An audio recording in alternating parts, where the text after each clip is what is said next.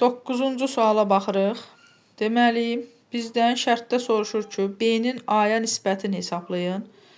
B-ni metanın mol sayını verib, A-nı da propinin və ya həmçinin propadiyen bu formuldadır.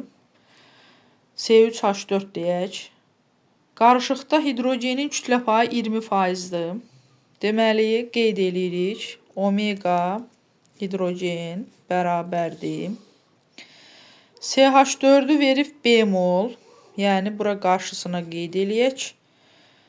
C3H4-ü də A mol.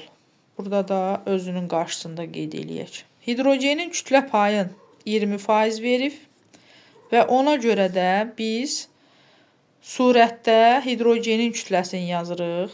Yəni 20% bərabərdir.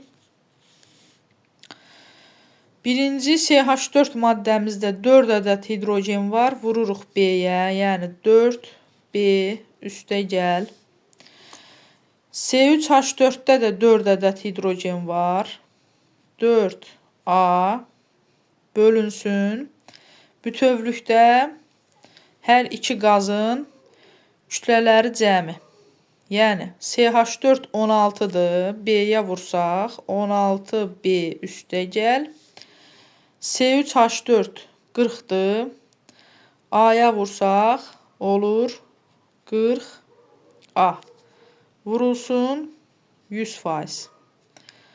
Buradan 20% ilə 100%-i ixtisar eləyirik. 100% tərəfdə 5 qalır.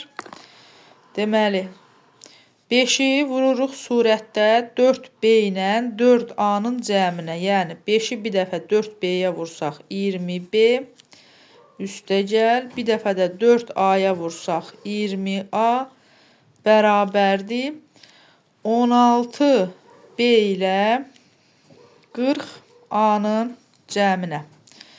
İndi 16-nı sol tərəfə keçirdək. 16B-ni buradan çıxanda eləyir 4B bərabərdir.